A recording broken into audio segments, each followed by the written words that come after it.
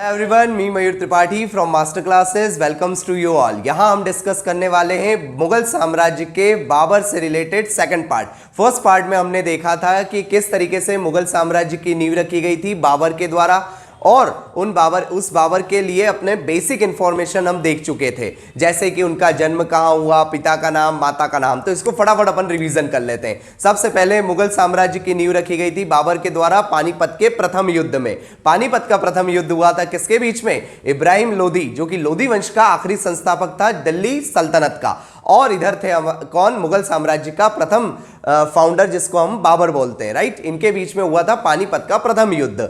और उसके साथ साथ बाबर के बाद में इनके साथ बहुत सारे मुगल साम्राज्य भी भारत में आए थे। जैसे बाबर आया था, बाबर के बाद हुमायूं आया था, हुमायूं के बाद अकबर आया था, अकबर के बाद जहांगीर आया था, और जहांगीर के बाद शाहजहां आया था, शाहजहां के बाद दोस्तों जहादार शाह आया था, जहादार शाह के बाद दोस्तों महमूद शाह आया था, महमूद शाह के बाद अकबर द्वितीय आए थे, अकबर द्वितीय के बाद जहादार शाह द्वितीय आए थे, और आखिरी करते हुए अंत में आए थे बहादुर शाह जफर द्वितीय। इसके लिए हमने ऑलरेडी एक शॉर्ट वीडियो में देखा था, भाजी सब्जी फॉर मासा। मुझे आशा है आपने वो वीडियो जरूर देखा होगा। चलिए आगे चलते हैं। नेक्स्ट है हमारे पास बाबर। बाबर का जन्म दोस्तों कहां पे? अफगानिस्तान के फरगना में हुआ था। इनके पिताजी का नाम था उमर शेख मिर्जा, उमर शेख मिर्जा, और माता का नाम था कुतलुग निगार खानम, कुतलुग निगार खानम। बाबर ने अपनी रचना लिखी थी बाबरनामा। साथ ही में हमें यह याद रखना है, बाबर का जो पहला युद्ध था वो 1519 में था, 1519 में, यह याद रखना है। 1519 में इनका यूसुफजाई जनजाति के खिलाफ पहला युद्ध था। लेकिन सर्वप्रथम इंपॉर्टेंट युद्ध जिसको, या महत्वपूर्ण युद्ध जिसे हम बोलते हैं, वो कौन सा था दोस्तों? वो बाबर का था पानीपत का प्रथम युद्ध, जिसमें इन्होंने तोपखाने का प्रयोग किया था और साथ में बहुत सारी चीजों का भी उपयोग किया था। तो वो हम आगे देखने वाले हैं। चलिए आइए देखते हैं। सबसे पहले दोस्तों यहां पर याद रखिएगा कि पानीपत का प्रथम युद्ध इब्राहिम लोदी और बाबर के बीच में हुआ था। इब्राहिम लोदी यहां पर हारे थे और बाबर यहां पर विजय प्राप्त करे थे। W और L का मतलब है विनर और लूजर। आगे चलते हैं। नेक्स्ट दोस्तों ये जगह क्या थी? पानीपत कहां पर है? हरियाणा में पानीपत है। और उसके साथ हमें ध्यान रखना है दोस्तों, इसमें तोपखाने का प्रयोग किया गया था। तो ये जो इसमें तोपखाने का प्रयोग जिसने किया था, तो वो कौन थे? इनके उस्ताद अली कुली। उस्ताद अली कुली के बारे में पूछा जाता है कि इन्होंने तोपखाने का प्रयोग किसके समकालीन किया था? तो ये किसके समकालीन? बाबर के समकालीन किया था। दूसरा हमें ध्यान रखना है कि भारत में बाबर के समकालीन जो हम पार्ट 1 में ऑलरेडी देख चुके हैं, कौन थे? कृष्णदेवराय विजयनगर साम्राज्य में उस टाइम पर रूल करते थे। लेकिन विजयनगर साम्राज्य की स्थापना किसने की थी? हरिहर और बुक्का, ये दो भाई थे, इन्होंने की थी। आगे चलते हैं। नेक्स्ट है दोस्तों प्रथम पानीपत का युद्ध की डेट याद रखिएगा, 21 अप्रैल 1526, क्योंकि आजकल डेट्स बहुत इंपॉर्टेंट है एज कंपेयर टू ईयर्स के, महत्वपूर्ण डेट से। नेक्स्ट चलते हैं दोस्तों। फर्स्ट टाइम तोपखाने का उपयोग उस्ताद अली कुली ने बाबर के द्वारा इसी युद्ध पानीपत के प्रथम युद्ध में करा था। पानीपत जगह कहां पर हो गई? हरियाणा में। हरियाणा और अपने पंजाब दोनों की कैपिटल क्या है? चंडीगढ़। ये हमें ध्यान रखना है। आगे चलते हैं। उस्मानी विधि का प्रयोग। अच्छा, उस्मानी विधि क्या होती है? उस्मानी विधि वो होती है दोस्तों जिसमें दो गाड़ियों के बीच तोप रखी जाती है, दो गाड़ियों के बीच में तोप को रखा जाता है और फिर उसके बाद उसमें आक्रमण किया जाता है। यह कहलाती है उस्मानी विधि। इसका प्रयोग भी बाबर ने प्रथम टाइम किस पे कब किया था? तो पानीपत के प्रथम युद्ध में किया था। आगे देखिए, जैसे ही ये विजय हुए थे बाबर इसमें, तो इसके साथ साथ हुमायूं कौन है बाबर के? बाबर का बेटा है हुमायूं। बाबर की एक बेटी थी गुलबदन बानो बेगम, और इनके 4 बेटे थे। कौन कौन 4 बेटे थे? हुमायूं, कमरान, अस्करी और हिंदाल, ये 4 बेटों के नाम हैं। तो इसमें हुमायूं ने कोहिनूर हीरा जो विक्रमादित्य के साम्राज्य से इन्हें मिला था, वो कोहिनूर हीरा बाबर को समर्पित किया था, या फिर यूं बोल सकते हैं दे दिया था। किस विजय के उपरांत? तो पानीपत के प्रथम युद्ध के उपरांत। नेक्स्ट चलते हैं। इनको उपाधि दी जाती कलंदर की। किसको? बाबर को उपाधि दी है कलंदर की उपाधि बाबर को पानीपत के प्रथम युद्ध के बाद में मिली। क्यों? क्योंकि बाबर ने इस युद्ध के बाद बहुत सारे चांदी के सिक्के और जो इन्होंने चलाए थे, जैसा कि हमने पार्ट 1 में देखा था, इन्होंने कंधार में शाहरुख नाम का और कलंदी में एक और था बाबरी नाम का, 2 चांदी के सिक्के चलाए थे, तो वो चांदी के सिक्के भी इन्होंने बहुत बांट दिए थे और बहुत ही उदार नेचर था इनका, तो इसी कारण इन्हें एक उपाधि दी गई थी, एक टाइटल दिया गया था जिसे कलंदर कहा जाता है। ये हमें ध्यान रखना है। आगे, बाबर के प्रत्यक्षदर्शी कौन थे? इस युद्ध के प्रत्यक्षदर्शी, आई एम सॉरी, इस युद्ध के, पानीपत के प्रथम युद्ध के प्रत्यक्षदर्शी थे दोस्तों श्री गुरु नानक देव। गुरु नानक देव सिखों के प्रथम गुरु हैं और सिख धर्म का संस्थापक भी इन्हें ही कहा जाता है। तो सिख धर्म के आपको 9 गुरु सारे याद होंगे। सबसे पहले गुरु नानक देव, गुरु नानक देव के बाद दोस्तों कौन थे? गुरु अंगद देव, गुरु अंगद देव के बाद थे दोस्तों गुरु अमरदास, अमरदास के बाद थे दोस्तों गुरु रामदास, रामदास के बाद गुरु 5वें गुरु थे गुरु अर्जुन दास, और फिर 6ठे 7वें और 8वें के लिए हमने ट्रिक करी थी हर गोविंद, हर किशन और हर राय। हर गोविंद 6ठे, हर किशन 7वें और हर राय थे दोस्तों 8वें, और 9वें गुरु का नाम था गुरु नानक देव, ये हमें ध्यान रखना है, और आखिरी थे गुरु गोविंद सिंह जी लास्ट। चलिए, तो ये सारा था किसके रिलेटेड? पानीपत का प्रथम युद्ध। अगला जो इनका महत्वपूर्ण युद्ध था दोस्तों उसका नाम है क्या? खानवा का युद्ध। तो ये 4 हमने युद्ध करे थे, क्या क्या? इसके ट्रिक क्या है? 1526, 1527, 1528 और 1529, ये 4 ईयर याद रखने। इधर याद रखना है पान खा के चले घर, पान खा के चले घर, पान से पानीपत, खा से खानवा, चले से चंदेरी, घर से घग्गर, पान खा के चले घर। किसके साथ हुआ था? इरमा, इरमा, ये याद रखना है अपने को। IRMA, IRMA, आई से इब्राहिम लोदी, आर से राणा सांगा, एम से मेदिनी रॉय और ए से अफगान, और इन सब के साथ किसका युद्ध हुआ था? बाबर का युद्ध हुआ था।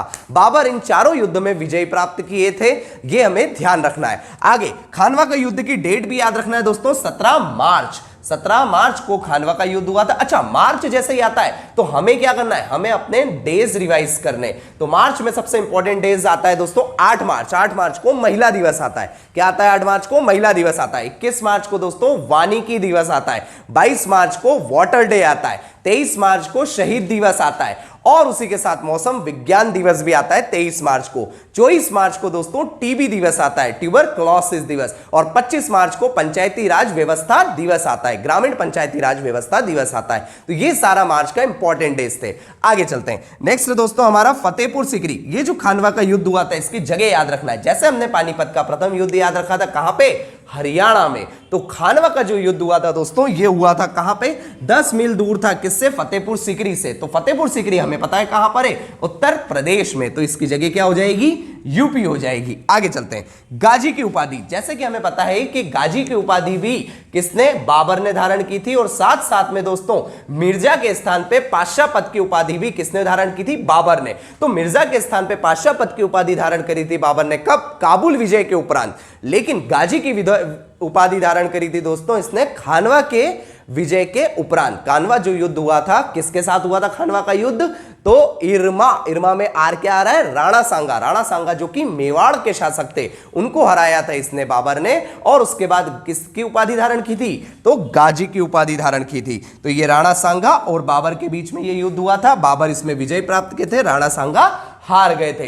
तीसरा और इंपॉर्टेंट युद्ध है हमारा दोस्तों चंदेरी का युद्ध। चंदेरी का युद्ध क्या किस लिए इंपॉर्टेंट है? क्योंकि चंदेरी जो शासक थे उनका नाम था मेदिनी रॉय। ये चंदेरी आज का मध्य प्रदेश में है, एमपी में है, राइट। और यहां पर मेदिनी रॉय और बाबर के बीच में ये युद्ध कहलाता है। बाबर की इस युद्ध में भी विजय प्राप्त हुई थी और मेदिनी राय हार गए थे, ये हमें ध्यान रखना। और चौथा महत्वपूर्ण युद्ध कहलाता है दोस्तों घग्गर का युद्ध। घग्गर के युद्ध की डेट है 5 अप्रैल 1529। जैसे कि हमने पानीपत की डेट देखी दोस्तों क्या? 21 अप्रैल 1526। खानवा की डेट देखी हमने 17 मार्च 1527, और चंदेरी का देखा हमने 5 मई 1528, और इधर घग्गर का आएगा 5 अप्रैल 1529। ये जो डेट्स होती है इनमें एक आध दिन आगे पीछे चलता है। क्यों? क्योंकि ये हिस्ट्री है, हिस्ट्री में हर राइटर ने अपने हिसाब से बेस्ट देने की कोशिश की है कि 5 की जगह 6 मई भी आए तो उसमें कंफ्यूज मत होइएगा। नेक्स्ट चलते हैं आगे दोस्तों। घग्गर का युद्ध किसके बीच हुआ था? तो अफगान और बाबर के बीच हुआ था। बाबर इसमें विजय प्राप्त करे थे, अफगान इसमें हार गए थे, ये हमें ध्यान रखना है। उसके साथ साथ इसकी जगह क्या थी? तो बिहार, बिहार में यह युद्ध हुआ था। कौन सा? घग्गर का युद्ध। तीसरा, ये जो घग्गर का युद्ध है इसलिए भी बहुत इंपॉर्टेंट है क्योंकि मध्यकालीन इतिहास को हम अंग्रेजी में बोलते हैं मिडाइवल हिस्ट्री। मिडाइवल हिस्ट्री का ऐसा एकमात्र और प्रथम युद्ध प्रथम युद्ध जो कि जल और थल मतलब वाटर और साथ साथ लैंड एरिया दोनों पर लड़ा गया, वो कौन सा युद्ध था? घग्गर का युद्ध था। आगे चलते हैं, नेक्स्ट है important points related to Babur के। बाबर के पिताजी का नाम उमर शेख मिर्जा, ठीक है। बाबर की माता का नाम कुतलुग निगार खानम। बाबर की एक बेटी कौन है? गुलबदन बानो बेगम। 4 बेटे कौन है? हुमायूं, कमरान, अस्करी और हिंदाल हैं। ये हमें 4 ध्यान रखना है। बाबर ने अपनी किताब क्या लिखी है? बाबरनामा लिखी है, जो कि कौन सी भाषा में? टर्किश भाषा में, तुर्की भाषा में लिखी है, जिसका पहली बार फारसी में अनुवाद किया था किसने? पायंदा खान ने। लेकिन यह पहला उनका प्रयास था, लेकिन सर्वप्रथम जो जिन्होंने अच्छे से अनुवाद कर पाए थे, ट्रांसलेशन कंप्लीट, उनका नाम था अब्दुल रहीम खाने खाना। किसके काल में? अकबर के काल में किया था, क्योंकि अकबर के 9 जेम्स में कहलाते हैं अब्दुल रहीम खाने खाना। साथ में यह भी याद रखना है अपने को कि आगरा के